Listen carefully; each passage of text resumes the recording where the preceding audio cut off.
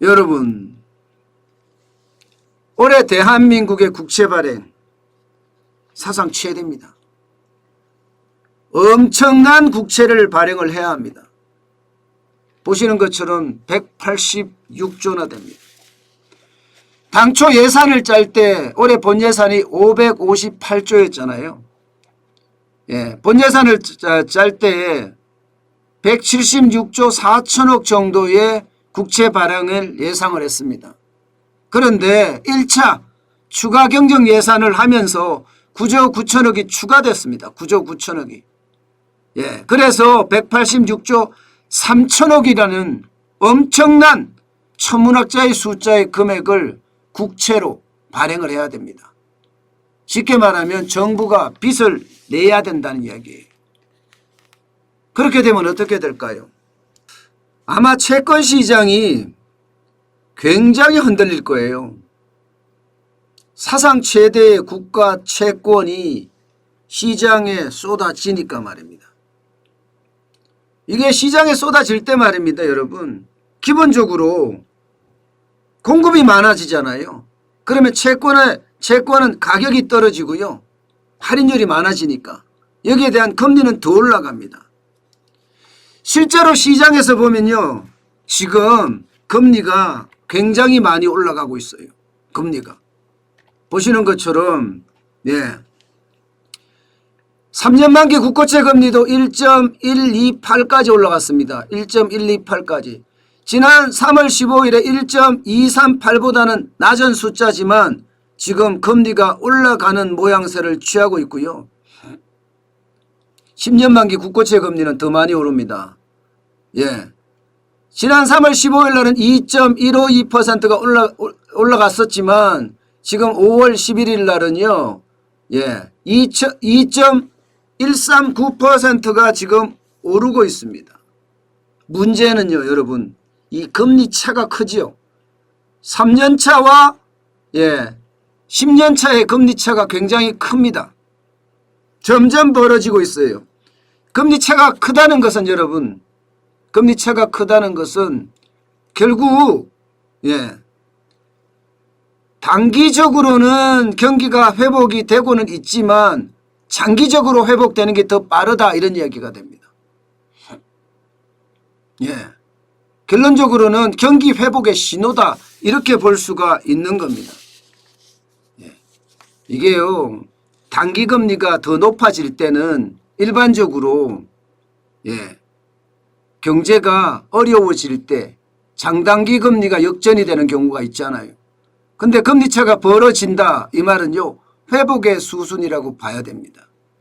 예, 그렇지만 금리는 계속 올라간다는 데 문제고 특히 예, 3년 만기 국고채 금리가 계속 올라간다는 것은 우리가 아마 생각을 많이 해봐야 되는 부분 중에 하나입니다. 네, 프리덤 세계 시민님 감사합니다. 슈퍼챗. 따뜻한 커피 한잔 하세요. 고생하십니다 하고 슈퍼챗 주셨습니다. 예, 제가 사실 어저께 예, 찬물에 목욕을 했거든요. 샤워를 했거든요. 아마 그래서 감기 기운이 있어서 그럴 것 같습니다. 갑자기 따뜻한 물이 안 나오니까 예, 아직도 젊은 중 하나인가 봐요. 죄송합니다. 이 목소리가.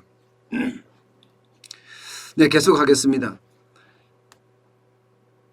이게 국채금리가요. 미국의 국채금리도 좀 비슷한 움직임을 지금 보이고 있습니다. 미국 국채금리도 10년 만기 국고채금리가 예, 지난 3월에는 1.7%까지 올라갔었거든요.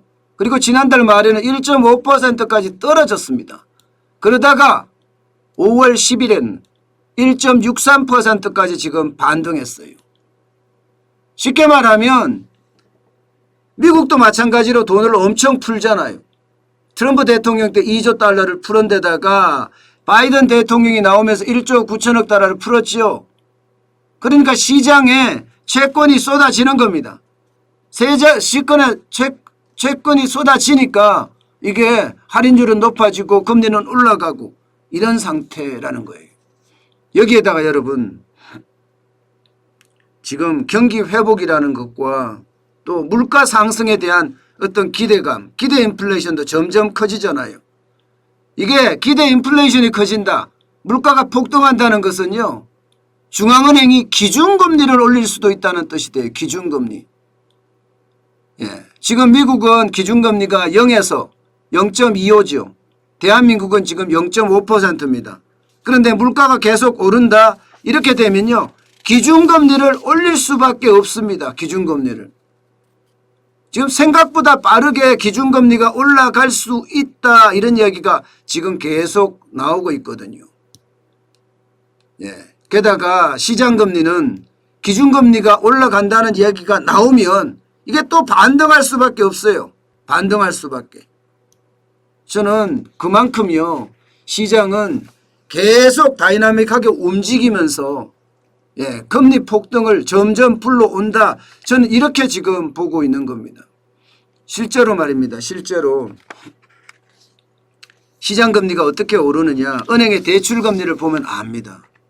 보시는 것처럼 3월에 주택담보대출금리가 2.73%까지 올라갔어요.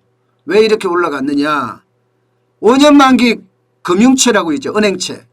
은행채권이요. 5년 만기 은행채권 금리가 11일 연 1.832%입니다.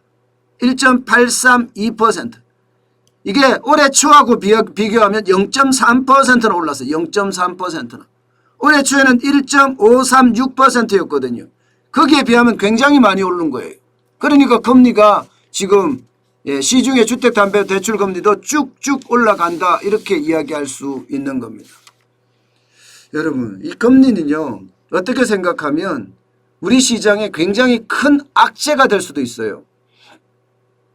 안 그래도 우리는 부채가 많거든요. 기업 부채도 많고 가계 부채도 많고 2천조씩 거의 2천조씩이잖아요. 그러다 보니까 금리가 올라가면 기업도 마찬가지 가계도 마찬가지 원리금을 갚느라고 다른 데 돈을 못 쓸 가능성도 커지는 거예요. 그러면 소비가 더 축소되는 그런 결과를 지금 가져올 수 있다는 이야기잖아요. 저는 늘 이 금리 인상이 우리에게 미치는 영향 아마 지대하게 클 거다. 다른 나라하고 비교해 보면 이게 상대가 되지 않을 만큼 우리나라의 어떤 금리 인상에 대한 부담감 이것은 굉장히 클 거다.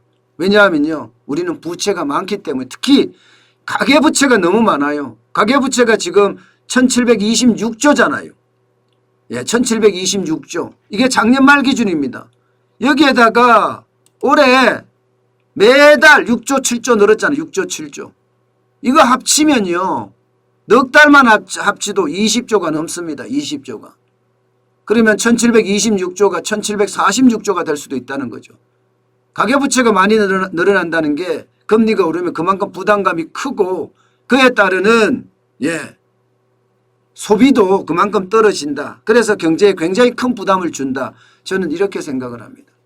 여러분 금리는 앞으로 지금 올라갈 수밖에 없어요. 오늘 전체적으로 제가 경제를 다 둘러봐도 금리는 올라간다가 지금까지의 답입니다. 금리가 올라가는 것에 대한 철저한 대비가 필요하다 이런 얘기예요. 반면에 투자를 하는 사람들은 그렇잖아요. 금리가 올라가면 경기 민감주에 사람들이 많이 몰리죠. 경기 민감주에 실제로도 많이 몰리고 있고요.